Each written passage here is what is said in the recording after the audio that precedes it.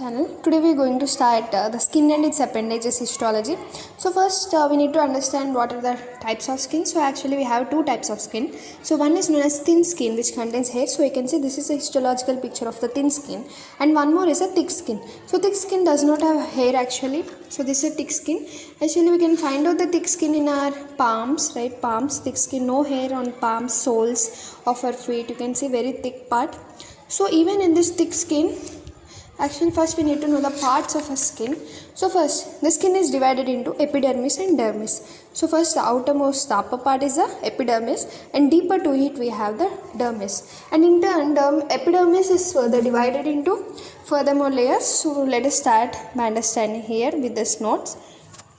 So first over here you can see, so skin is divided into epidermis and dermis. So epidermis is mainly containing the stratified squamous epithelium, and dermis is mainly containing the connective tissue which is resting on a subcutaneous tissue, that is also known as subcutis, that is a third layer of skin. So sometimes it is also known as third layer of skin, that is our subcutaneous tissue. And next, between this both, that is the epidermis and dermis, we have a separation. You know, here you can see this separation. You can see it is wavy, not like straight line. It is wavy. Why it is wavy? It is because of the dermal papillae which are present. So you can see these are the dermal papillae. Towards epidermal size we have the epidermal papillae. So epidermal papillae are in between the dermal papillae. So you can see dermal papillae, and between the dermal papillae we have our epidermal papillae. So next, epidermal ridges. So ridges are nothing but, now on my skin you can see some rough structure like ridges. So those ridges are different for different persons, and it is specific for a person, that is a fingerprints, you know, fingerprints. So prominent on the ventral side of our fingers and on the palm, right. So next, epidermis. So epidermis, as I said, is the uppermost layer. Next, dermis. So let us understand epidermis layers. So the first layer is a stratum corneum. Stratum corneum. So let us check out here. So this is the first layer, that is the stratum corneum. So the stratum corneum is a cellular structure, and it is keratin in a squames. Keratin is present in a squames. So squames is nothing but flattened cells. So you can understand squamous, squames, flattened cells. And lipids are present which resist the water permeability. So you can see our skin is not always water is not clogging or entering in it, so it's resistant because of lipids which are present in it. And stratum corneum is thicker in our palms and soles, right. So as I said, thicker skin doesn't have hair, and one layer is thicker, that is nothing but the stratum corneum of our epidermis is thicker in our palm and soles. And next, coming to the stratum corneum, lucidium, granulosum, we are going to learn that layers next. First let us understand that the corneum, lucidium, granulosum, three together are called the zone of keratinization, or also known as cornified zone. So remember, stratum corneum is the first layer, next stratum lucidium is the second layer, and the stratum granulosum. So the three layers together forming the zone of keratinization, or also known as cornified zone. So, and next, only the second layer and the third layer, that is the lucidium and granulosum, together present in the thick non-hairy skin, that is in our palm and soles. So lucidium and granulus are that is more abundant in our palms and soles. And next, stratum lucidum is the second layer. It is just homogeneous clear layer. So you can see this is first layer and second one. You can see just a clear layer, means just homogeneous, that is lucidium. As the name lucid means clear as meaning. And next, granulosum, you can guess it, granules, granules. So it is actually 1 to 5 layers thick, and deep staining granules are present with the protein keratohyalin. This is important, and it is having a pycnotic nuclei, that is pycnotic is nothing but dark stained nucleus, and keratin filaments are forming the meshwork over there by keratohyalin granules. So this is about granulosum. So let us check out the third layer, granulosum, over here. So this is the second layer, right? So here we will have the third layer, granulosum.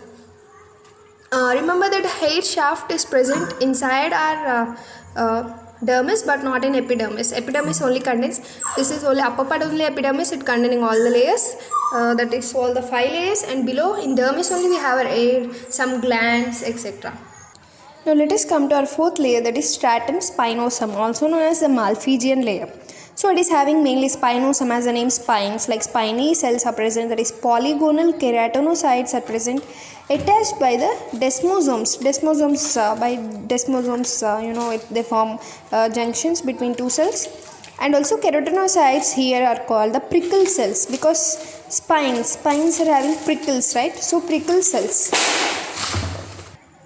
And one more point is that the spinosome layer along with our basal layer together form the germinative zone. This is important. Spinosome with the basal layer form the germinative zone.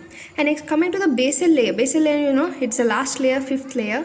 It is having mainly columnar cells in single layer, and they undergo mitosis takes place and forming a keratinocytes, and it is also known as the germinal layer or also stratum germinatum. If you remember, basal layer and spinosome together form the germinative zone. So this basal layer is also known as stratum germinatum and also the germinal layer, and this is also known as stratum basal.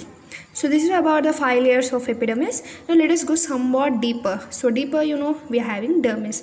In dermis only, as I said, hair cells, also some sweat glands, sebaceous glands, everything, all the structures are present. So dermis is divided again into 2 layers. So one is a papillary layer and the other is a reticular layer. So the papillary layer is having mainly connective tissue of the dermal papillae with the capillary loop. We have already know the dermal papillae. So that dermal papillae's capillary loop is present, and in thick skin it is best developed, right? The papillary layer is best developed in the thick skin. And reticular layer. Reticular is a name like a meshwork of some fibers or network. So bundles of collagen fibers are present and also the elastic fibers as the name. So fibers are present, that is collagen and also elastic. So the bundle of collagen fibers have intervals in between them, right? So those intervals are covered by the adipose tissue. So next, stratum corneum is not cellular. Yeah, already we know stratum corneum is acellular. This is one of important points. Now let us check out some of the important points from this lesson. Actually, I wrote this from our textbook, histology textbook. So some papillae are also having the tactile corpuscles. They are also known as tactile corpuscles. And next, the basal layer. The basal layer is mainly having the keratinocytes which are developed from our stem cells. And next, in stratum spinosum, if you remember the spinous layer, it is nothing but our 4th layer, that where the mitosis takes place and the intermediate stem cells are formed. And next, coming to the basal cells. That is basal cells having the cytokeratin filaments or tonofibrils, and these basal cells are also going to the spinosome layer because from lower to upper. So first basal cells, next going to spinosome. So what they are doing in spinosome, they change to the keratin filaments. And next, in granulosome, so they are going from lower to upper, right? From basal they are going to spinosome. In spinosome they are changing into keratin filaments, and next from spinosome they are going to granulosome. In granulosome they are forming the keratohyalin granules, and which are mainly rich in a sulfur amino acids, mainly are histidine and cysteine. And next, in granulosome they are packed as keratin. And next, granular layer. In granular layer we can find the lamellate bodies and also keratosomes, and the group of cells which are derived from one stem cell. So all these cells are formed only from a single stem cell, that is single parental cell, and passing from the basal layer to the surface corneum, that is known as epidermal proliferation units. And these epidermal proliferation units are always in turn associated with one dendritic cell. So this is one of the important point we have found in a textbook. And next, let us see about pigmentation. The basal layer and the spinosome have a melanin pigment. So our basal layer and our spinosome, that is last 2 layers, are having a melanin pigment which are increased mainly, that is present more in our dark people, means dark skinned people. And how melanin is formed actually? From neural crest cells in a germination zone between the epidermis and dermis. So first the neural crest cells are formed, and next the neural crest cells are converted into melanoblasts. Melanoblasts are converted into melanocytes, and melanocytes form the melanin. So this is the formation of melanin, and melanocytes are also known as dendritic cells. As we discussed here, this epidermal proliferation unit is always associated with one dendritic cell, that is none other than our melanocyte. So melanocyte also takes place in the epidermal proliferation unit. So by this we complete this. Next, let us check out about melanin or eumelanin. Now let us understand about melanin, some important points. So melanin is mainly formed from an amino acid, that is tyrosine, and tyrosine is converted into DOPA, that is dihydroxyphenylalanine. So as I said, melanin is formed from tyrosine. Then how it is formed? There is some reaction going on, that is a DOPA reaction. That is the tyrosine is converting into DOPA by means of DOPA reaction, and DOPA is what? That is dihydroxyphenylalanine, and in turn DOPA is converting into melanin. So this is how melanin is formed. So melanin is membrane brown organelles and it contains pigments, yeah we know, and it is called as melanosomes. So melanosomes first bud off from the Golgi apparatus and next enter the dendrite of a melanocyte and next into the melanosome, which shed off and engulfed by a keratinocyte. So by this the germinative zone gets pigment. So germinative zone, that is the basal layer and the stratum spinosum, both get the pigment by this process, by engulfing of keratinocytes. That melanosome is engulfed by keratinocytes. If you remember, we said germinative zone is nothing but a basal layer and stratum spinosum. So now let's see, the color of skin is mainly determined by melanin, right? That is, and also one more important pigment is hemoglobin and also oxyhemoglobin. So these are important for determination of color of skin. And decrease in oxygen, you know, skin becomes blue color. Because of anemia, skin becomes pale color, and blue skin, blushing. In blushing or pink, skin becomes pink, right? This near especially zygomatic bone, that is our cheek area, you can see the blush pink, right? And next, dendritic cells of Langerhans. So these are type of cells which are present in stratum spinosum, and they are belonging to mainly MPS. MPS is nothing but mononuclear phagocytosis system, and they origin from the bone marrow, and also they protect skin. Their function is to protect skin, and they're having vacuoles. Then they're called the Langerhans bodies or brick-bag bodies, and they control the cell division in epidermis, and they are increased mainly in allergy of skin. So these are some important points of dendritic cell of Langerhans. Now let's see cells of Merkel. These are present in our basal layer, that is the last layer of epidermis, and contain the sensory nerve endings. That's it. And next let us understand about dermis, some of the important points. So dermis is having a reticular layer, right? If you remember, that is made up of fibers which are arranged parallelly, and they are having lines. These lines are called cleavage lines, and these cleavage lines are transverse in our head and neck, and in limbs they are in the long axis. And next, dermis also have elastic fibers. So if their elastic fibers undergo atrophy with the age, and it causes wrinkling of our skin. In old age we can see, and skin shreds in any region of the dermis can form a scar, right? And scar is seen in white lines. So about scar, this thing we can learn in pathology, right? And in anterior abdominal wall in pregnancy, especially with the scars like stretching of skin, this is known as, you know, stretch marks, right? That is nothing but this, that is called as linea gravidum. And next let us see the blood supply. So how skin is supplied? So below the dermis, that is reticunatum or reticular plexus, and below the dermal papillae by the rete subpapillae or papillary plexus, and the capillary loop from the plexus pass also to the dermal papillae. And the blood vessels are not present in the epidermis. This is important. Only dermis and dermal papillae are having a blood system. Then how epidermis will get its nutrition? By capillary in dermal papillae itself, because you know dermal papillae is between epidermis and dermis. So dermal papillae's capillaries only also help in nutrition of epidermis. And the vein drained by a plexus in dermis, that is in the deep fascia. And there's numerous arteriovenous anastomosis are present, that is mainly useful for the regulation of body temperature.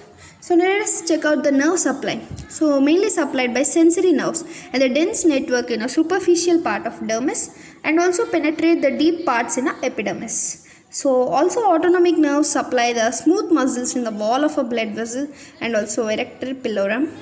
And myoepithelial cells are in relation to our sweat glands. So secretomotor supply is done to our sweat glands, and in nipple, some areas like nipple, scrotum, it is mainly innervated by our smooth muscle in a dermis. So this is about nerve supply. Now last bit is function of skin, and later this we will learn the appendages. So function of skin, mainly you know mechanical protection, physical barrier against microbes, harmful substances, etc., and prevent the loss of water sometimes in case of example in burns, right? And next, UV light protection by pigmentation, right? And protecting against chemicals, heat, osmotic influence, and also cold weather, minimum blood flow. In cold weather we have minimum blood flow because to prevent the heat loss. because blood is also like fluid, so when it is only moving some, then we get some heat, so that heat is not lost. And next, in warm weather the blood is increasing, that is blood flow is increasing to our body to promote cooling, because as blood is also fluid, it gives a cooling effect to our body. So cooling of body by secretion of sweat also in warm weather, right? And sweat glands act as a excretory organs. So by this we complete about skin histology. We have understood thick skin, thin skin, epidermis, dermis, and epidermis and its layers, like first one stratum corneum, stratum lucidum, stratum granulosum, stratum spinosum, and also basal layer. So by this we complete our skin histology. Next, let us start our appendages histology. Let us start with the appendages of our skin histology. So first, in the appendages of skin we have our hairs, nail, sebaceous gland, and the sweat glands under our appendages. So even our mammary glands are considered as appendages, that is highly specialized appendage of our skin. So first let us understand about hair histology. So you can see this is a hair which is seen mainly in our hairy skin or thin skin. If you remember, hair is present in our dermis but not in the epidermis, right? So yeah, hair present in a dermis, and they increase the sensitivity of skin. So whenever some people take out the hair of hands, etc., so when hair is decreased on skin, it actually decreases the sensitivity of skin. So hair is important mainly for maintaining the sensitivity of our skin. And the visible part is called the shaft. So you can see the layer shaft. So this outer visible, that is coming out of the surface of the skin. So I can say hair shaft having a cortex and medulla. Yeah, we'll learn it. So this is a shaft of a hair. And next we have embedded part, that is which is inside embedded part. This is called as root. You can see here the root, hair root. This is a hair root, and the hair root is expanded to the lower end, forming a bulb. And the bulb is invaginated part, and the invaginated part of a bulb contain a hair papilla. So this is the hair papilla from which the root, that is the hair, arises. So this is the shaft, this is the hair root, and this is the bulb, and in the invaginated part of the bulb it forms a papilla. And the hair is surrounded by a hair follicle. Actually, hair follicle is nothing but the deep invagination of epidermis itself. But hair is present in the hair follicle, and this hair is a part of dermis. So this outer part, you can say this is the hair follicle and this is the hair. And the root is attached to the skin obliquely, right? Not straight. You can see it is attached to the skin like this, obliquely, but not like straight, like this, oblique in manner, and it lies flat on the skin surface, but on skin it lies flat, right? And next, the shaft is nothing but the modified stratum corneum. If you remember the stratum corneum, first layer of epidermis, so the stratum corneum modified layer is nothing but the shaft of the hair. And next, the shaft is further divided into the outer cortex and the inner medulla. Like every organ has outer cortex, inner medulla, same thing. And inner medulla, no medulla in thin hair. Remember, in thin hair we don't have any medulla, because the hair is only itself thin, and again no medulla in it. So that is, remember, that is important point. And next, outer cortex is acellular mainly, and it contains keratin. That's it. Next, going to thick hair. So we have understood about thin hair. So thick hair is which contains medulla, and its medulla is mainly having the cornified cells of irregular shape. So this is about thick hair. And next, the surface covered by the cuticle, that is, the surface is mainly covered by a cuticle. So we can check out the cuticle here. So the surface of the hair is covered by a cuticle. So what is this cuticle? It is nothing but the flattened cornified cells which are mainly making up the hair, which are containing melanin for the color, and also it has a free edge which is distal and overlap to the next cell. So this is about cuticle. And next, the medulla and cortex together are forming, which are having a minute air bubbles. So what are these air bubbles? This influence the color. So whenever the air bubbles are increased, that is mainly with age. So in older people we can see grey hair. That is mainly because of this increased air bubbles. As the air bubbles are increased, the pigment is lost. That is, the melanin pigment is decreasing, and thus we are having the grey hair, or also known as white hair, right? So that black or brown color of our hair is lost because of increase in the air bubbles. Next, let us understand about the hair follicle. Hair follicle is nothing but the part of epidermis, but hair is present in the dermis. And next, into the dermis around the hair root, right? So hair follicle, this is a hair follicle. And next, hair follicle is the inner root sheet, So hair follicle is having sheets like inner root sheet, outer root sheet, and also connective tissue. So let us check out that diagram. So this is a hair follicle, right? So inner, we have inner root sheet over here. It is made up of cuticle. This is the inner root sheet, and next we have the outer root sheet. So inner, this is the outer root sheet, and next we also have our connective tissue between these both. So that is about hair follicle, and the inner root sheet is in the lower part, inner root sheet, and the outer root sheet continues to the stratum spinosum. If you remember, outer root sheet is continuous with the stratum spinosum. Stratum spinosum is just above our basal, that is the last two layers, it is a germinative zone. So the germinative zone part, that is the stratum spinosum, it is continuous with the outer root sheet. And next, the connective tissue is derived from the dermis itself. So that is about hair follicle. Next, now let us understand detail about inner root sheet. That is about our cuticle. Now we are studying about cuticle. So cuticle or the inner root sheet, you can see here. It is having an outer layer or inner root sheet, that is a cubical single layer with a hatin nuclei, that is a Henle's layer or stratum epithelia pallidum. So here you can see this is a Henle's layer. So inner root sheet is further divided into outer layer or inner root sheet, that is our Henle's layer. And next layer comes the innermost cuticle, that is flat cornified cells. And next we have 1 to 3 layers of Huxley's layer.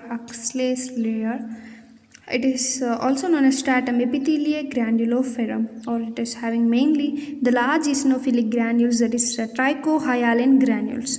And the outer ridge sheet with continuous with the spinosum, stratum spinosum of our skin, and the lower end continuous to the hair bulb also corresponds with the stratum spinosum, and it constitutes mainly the germinative matrix, as I said, where there is increased amount of mitosis leads to keratinization, and the various layers of the hair shaft are formed, and the cell of the inner root sheets are formed from that. And next, so from the outer root sheet, so that is a process from which the outer root sheet, the process continues still to form the cells of the inner root sheet. And next we have the glassy membrane. What is this? It is also known as the basal lamina, which is mainly between our outer root sheet and the connective tissue sheet. So this is the outer root sheet and the connective tissue sheet. So between them we have our glassy membrane. So glassy membrane is also eosinophilic and is a pass positive. That is pass positive. And next, now let us understand about a connective tissue sheet. It is made of continuous with the dermis, and it is vascular. Increase in the number of nerve fibers are high, and it forms a tissue basket like network, that is round lower end of the follicle. And also it is associated with the hair follicles, that is with the sebaceous gland, and it open into the follicle in the upper end. And next, the erector pili muscle. So what is this erector pili muscle? You can see here. So this is the erector pili muscle, which is attached to our hair follicle. It is passed obliquely in the lower part of the junction of epidermis and the dermis. And next, the lower expanded end is called as fundus, the lower expanded end. And above the opening of the sebaceous duct, there is an infundibulum. So you can see this is the infundibulum part above the opening.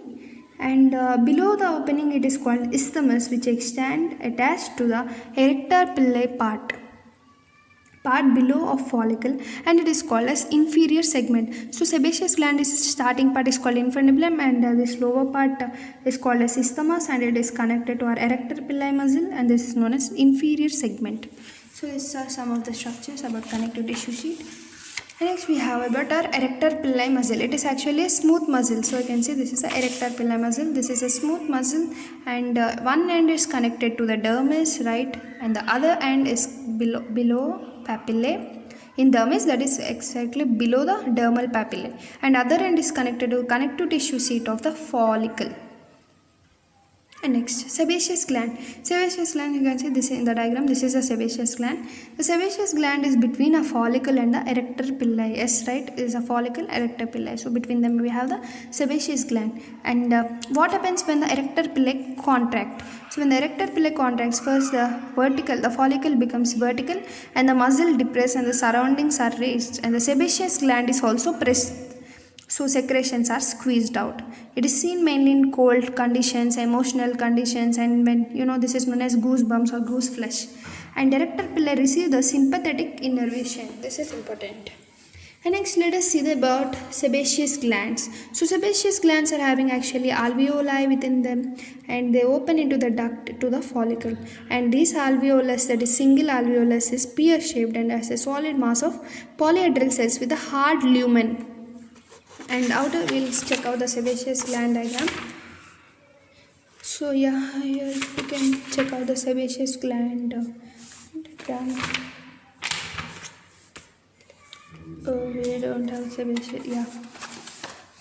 So sebaceous gland, you can see the first one, this is the sebaceous gland, right? So it is having hard lumen and also solid mass of polyhedral cells. You can find out here polyhedral cells. And next, the outer cells are small and rest on the basement membrane, and the inner cells are large. And these inner cells are round, lipid filled, and discharge when the inner cell rupture and replaced by the outer cells. And next, sebaceous gland is a holocrine gland. It secretes the sebum, which is oily, soft, makes the skin and hair soft. And the sebum is mainly containing the esters, triacetoglyceryls, and also cholesterol, fatty acids, cholesterol esters. And it is independent gland in the lips and in female and male genitalia. And the tarsal or meibomian gland of the eyelid is also a modified sebaceous gland. And the nipple and the area around the nipple, that is the areola, is of Montgomery's tubercle, which is also a sebaceous gland. And the secretion of sebaceous is not under the nervous control. This is important. So sebaceous is an independent gland. It doesn't have any nervous control. And next, let us understand about our nails, right? So this is the nail structure. Let us understand. So main part of the nail is the body of the nail. So this is the nail body. This is the main part of the nail. And next, nail rests on a nail bed. So you can see this is the nail bed. So the nail is resting on a nail bed. And next, the nail bed is vascular. It is pink in color. And the zone of keratinization of epidermis is where the nails are located. And the nails are continuation of the lucidium layer, that is stratum lucidium, the second layer, right? And the several layers are dead. Cornified cells are filled with keratin in the nails. And the nail lie on the germinative zone, and in nail it forms a matrix which appear white, and it is overlapped by a proximal nail fold and covers the root of a nail. So you can see this is a nail root and it is covered by a proximal nail fold. And next, there is also proliferation taking place, that is the nail substance is formed. When the matrix proliferate, then the nail substance is formed. And the superficial nail layers of formed by the proximal nail fold. So this is forming the superficial layers. And next, distal to the nail fold, we are having the semilunar white area. So distal to it, we have semilunar white area. It is called as lunule. So lunule is most highest in a thumb. In thumb, we can see the lunule more easily. And next, we have the germinative zone near the nail is called as actually the sterile matrix with a longitudinal ridges are formed in a sterile matrix in our nails. And this sterile matrix main feature is nothing but showing the longitudinal ridges, which you can see in this diagram. And the stratum corneum in the proximal nail fold is called as eponchium. So in the proximal nail fold, we are having a stratum corneum, then it is known as eponchium. And in the free distal ends, it is known as hyponchium. And nails grow fast mainly in a hot weather, and fingernail grows more faster than our toe or leg nails. So by this we complete nails. Next we will see sweat glands. So sweat glands are nothing but for sweating or perspiration. These are divided into atypical and typical type. So first let us see typical sweat glands. Typical sweat glands are of merocrine variety, and they are numerous in our palm, sole, forehead, scalp and axilla. And the entire gland is nothing but a single long tube. So this is a single long tube, and the lower end is coiled, highly coiled, and it is having a body or fundus, and also has secretory part of the gland. This is a secretory part of the gland in the reticular layer of the dermis. You know, dermis is having papillary reticular layer. So in the reticular layer, we can see the opening of our the opening of the gland, and also in the subcutaneous tissue it may open.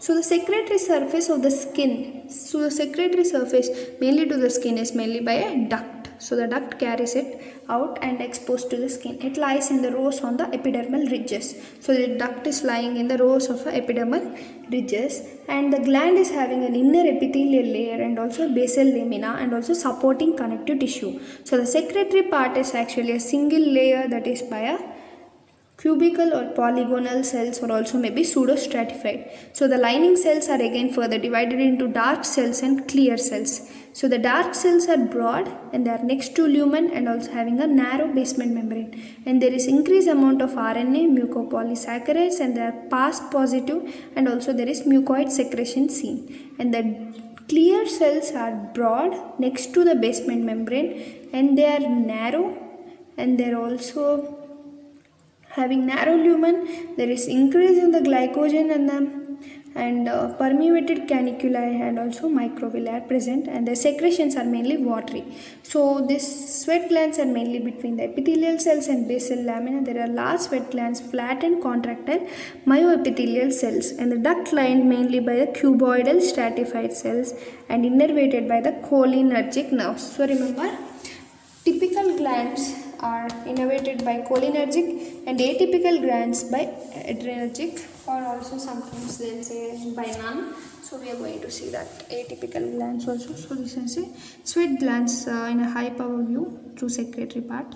So first one is sections through of secretory part, and second one is the myoepithelial cells, and the third one is a duct.